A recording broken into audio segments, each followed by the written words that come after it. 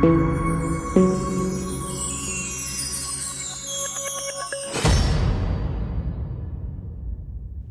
everybody, it's Michael from ScaleHeliPilot.com, and today, finally, we're going to take a look at the Vario 1/11 scale Chinook. It's electric.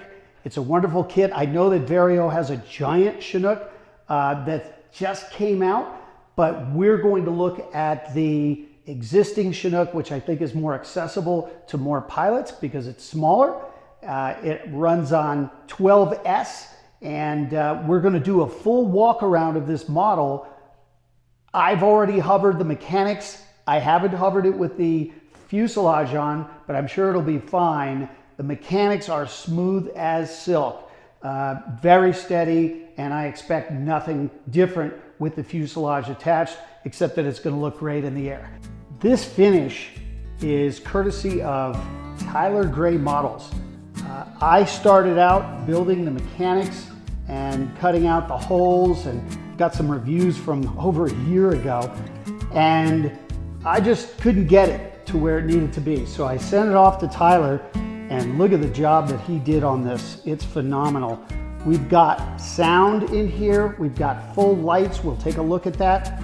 But the rivets and detailing and 3D printed doodads all over this thing make it really, really attractive. The color scheme I love. It's simple, but the high contrast with the black makes it look really cool. We'll go over some of the access points. I did have Tyler glass over the hatch on this side. Maybe I regret that, but maybe not. I think it looks cool, and it's pretty tight inside to mess around with the mechanics, so we'll look at that and see what I gave up by removing that hatch. So we'll start right here with the main hatch for access point. What Tyler did was he made this door magnetic, so I can pop that in and lock it. I think that's called popping and locking. And then I can kind of put it up here like this full scale one, where it'll stay up there, and you could actually fly it like this because the bottom one will hold with magnets. So inside here, I've got 2 extra little foam battery securing things. I've got a couple of batteries. Let's pull one out here.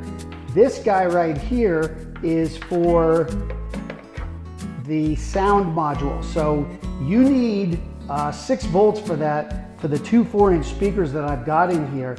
The sound system is not made any longer, but this 1300 milliamp will be fine for blasting my ears off, which I already did accidentally in the garage. And then I've got 2 little, let's get them out of there. I've got 2 of these little 2S LiPos, and those control the Unilight system. That's all the beacons and the lights we have. So let's sneak inside here.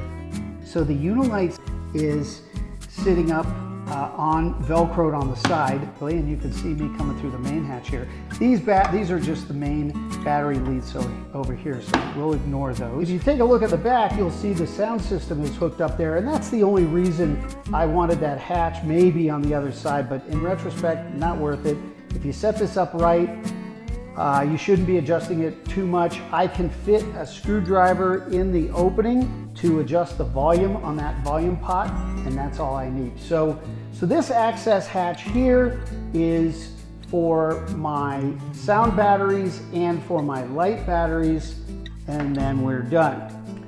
If we go over here, I've got a little access, got the hatch here, and you gotta watch this this little scale doodad right up here. I cracked it off twice. But what I did here, not really anything revolutionary, is I just put some foam in between the 2 batteries, and then I've got some double stick tape with the red cover still on it, and I've got a piece over here for cushioning, and it sandwiches the battery in. I don't need to Velcro and try to rip this up. That's pretty violent maneuver. I've got my Bavarian Demon in here, the 3SX, and then you'll see my Jetty duplex receiver is there. That is Velcroed. I can get that off if I need. The only thing I cannot get is the speed controller, which is on the other side of the mechanics. And look, if I have to get the speed controller, this thing's coming apart. And let me tell you how much fun it is to take this apart. It's not.